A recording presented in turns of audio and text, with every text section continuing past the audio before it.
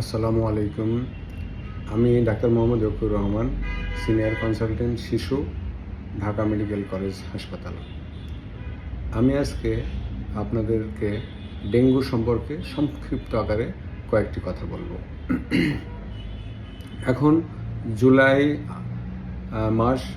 July August মাসে ডেঙ্গুর peak season, এই সময়তে ডেঙ্গু সবচেয়ে বেশি হয়। তাই আমাদেরকে ডেঙ্গু সম্পর্কে এখন সচেতন থাকতে হবে। মনে রাখবেন যে ডেঙ্গু ঠেকানোর একমাত্র উপায় হলো মশার কামড় থেকে বাঁচা। তাই নিজের ঘর এবং ঘরের বাড়ির আশপাশ পরিষ্কার রাখুন। মশা যেন জন্মাতে না পারে সেই ব্যবস্থা করুন। মশার কামড় না খেলে ডেঙ্গু হওয়ার সম্ভাবনা নাই। এরপরেও যদি ডেঙ্গু হয়েই যায় তাহলে আতঙ্কিত হওয়ার কিছু নাই। ডেঙ্গুর চিকিৎসা আমাদের দেশে এখন সুন্দর আছে, সুতরাং সচেতনভাবে সুন্দরভাবে চিকিৎসা করলে ডেঙ্গু থেকে সুস্থ হওয়া সম্ভব। ডেঙ্গুর অধিকাংশ চিকিৎসা বাড়িতেই করা সম্ভব। এখন জ্বর হলে ডাক্তারের পরামর্শ নেবেন এবং ডাক্তার যদি বলে বাড়িতে চিকিৎসা করা যাবে তাহলে আতঙ্কিত না হয়ে বাড়িতে চিকিৎসা করবেন, হসপিটালে ভিড় করার দরকার নেই। বাড়িতে ডেঙ্গুর চিকিৎসার প্রধান জিনিস সেটা হলো যে স্বাভাবিক খাবার খেতে হবে, প্রচুর পরিমাণে পানি খেতে হবে এবং জানতে হবে কখন হাসপাতালে আসতে হয়। ডেঙ্গুর জ্বরের ক্ষেত্রে আমাদের একটা ভুল ধারণা আছে যে আমরা অনেক সময় জ্বরের চিকিৎসার জন্য অতিরিক্ত পরিমাণ প্যারাসিটামল খেয়ে ফেলি। আসলে এটাও ঠিক না। প্রাপ্তবয়স্ক রোগীদের ক্ষেত্রে ডেঙ্গুতে দিনে সর্বোচ্চ 6টা ট্যাবলেট খাওয়া যাবে এবং বাচ্চাদের ক্ষেত্রে সর্বোচ্চ 15 মিলিগ্রাম পার কেজি দিনে 4 বার প্যারাসিটামল দেওয়া যাবে। এর বেশি প্যারাসিটামল দেওয়া যাবে না।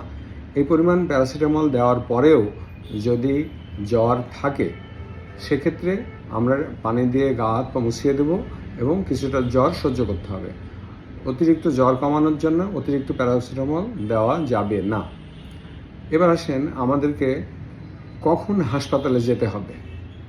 ডেঙ্গু চিকিৎসা আমরা বাড়িতেই করব, কিন্তু হাসপাতালে যেতে হবে কতগুলো সমস্যা দেখা দিলে।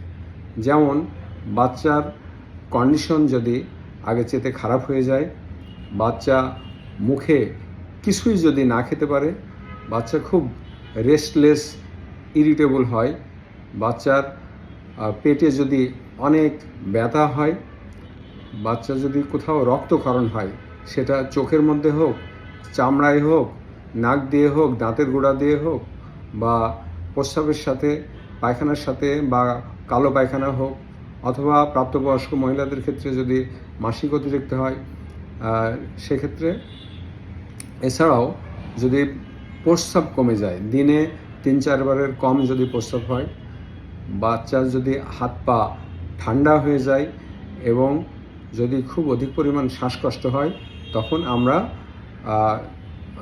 দেরি না করে খুব দ্রুতই আবার ডাক্তারের কাছে পরামর্শ নেব এবং ডাক্তার যদি বলে সেক্ষেত্রে আমরা হাসপাতালে ভর্তি হব। আমাদের আরেকটি ভুল ধারণা আছে যে ডেঙ্গু হলে প্লেটলেট কমে যায় এবং প্লেটলেট নিয়ে আমাদের খুবই মাথা ব্যথা। আল্লাহর বিশেষ রহমতে ডেঙ্গুতে প্লেটলেট যদি 5000-10,000-এর কমও হয়ে যায় তবুও রক্তক্ষরণ হয় না। বরং প্লেটলেট কমার চাইতেও ডেঙ্গুতে সবচেয়ে বেশি যেটা দেখতে হয় সেটা হলো হেমাটোক্রিট লেভেল। হেমাটোক্রিট লেভেল যদি বেড়ে যায় বা কমে যায় তখনই হলো সমস্যা। প্লেটলেট নিয়ে খুব বেশি মাথা ব্যথার দরকার নেই।